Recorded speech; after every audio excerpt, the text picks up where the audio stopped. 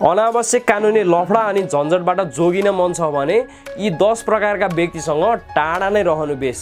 Number 1 बालबालिका। बालबालिकाले दिएको मन्जुरीलाई मन्जुरी मान्न मिल्दैन। कुनै पनि बालबालिकासँग शारीरिक सम्बन्ध राख्नु क्राइम नै मानिन्छ। कुनै स्थानमा अथवा काममा बालबालिकालाई संलग्न मात्र गराइयो भने पनि फौजदारी दायित्व निम्तिन सक्छ। बालबालिकासँग कन्ट्र्याक्ट अथवा कुनै कारोबार गर्दाखेरि पनि एकदम जोगिएर उसको संरक्षक राखेर मात्र गर्नुपर्छ। नम्बर 2 होस ठेगानमा नरहेका व्यक्ति। होस ठेगानमा नरहेका व्यक्तिले मन्जुरी छ भनेर लेखेरै दियो भने पनि मन्जुरी मान्न मिल्दैन। त्यस्तो व्यक्तिलाई काममा लगाउँदा कुनै कन्ट्र्याक्ट अथवा कारोबार गर्दा संरक्षक राखेर मात्र गर्नुपर्छ। नम्बर 3 कसैले अपराध अथवा गैर कानुनी काम गर्दैछ भनेर तपाईलाई थाहा छ भने त्यस्तो व्यक्ति अपराधीलाई लुकाउने, भगाउने, सघाउने लगायतका कामहरू गरियो भने मतियारमा परिन्छ र त्यस्तो काम गरिएको छैन भने पनि अनावश्यक लफडा हुन सक्छ।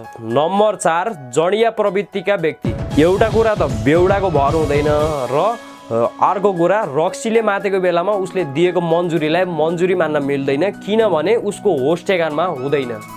कसैलाई रक्सी खुवाएर शारीरिक सम्बन्धको लागि मन्जुरी लिने, कुनै कन्ट्र्याक्ट साइन गर्न लगाउने अथवा कुनै कारोबार गर्ने गरियो भने आफ्नै खुट्टामा बन्चरो हालिन्छ। नम्बर 5 लागु औषध प्रयोगकर्ता तथा कारोबारी। लागु औषधको कानुन भनेको निरपेक्ष दायित्व हुने कानुन हो, जुन चाहिँ नर्मल फौजदारी कानुनभन्दा अलिक कडा हुन्छ।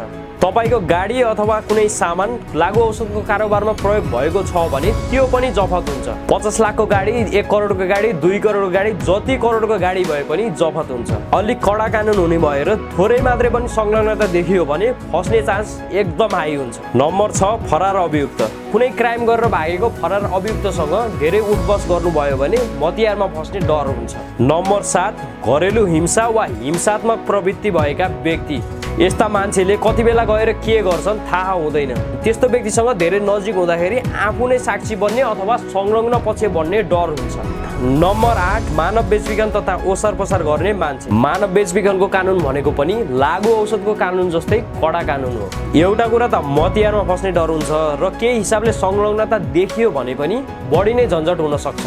नम्बर 9 माफियागिरी, गुण्डागिरी, सङ्गठनिक अपराध गर्ने व्यक्ति। सङ्गठनिक अपराध भनेकै धेरै मान्छे मिलेर गर्ने अपराध हो। त्यस्ता मान्छेसँग उठबस गर्दा वा केही सहयोग गर्दा साङ्गठनिक अपराधको जालोले तपाईलाई पनि छुन सक्छ।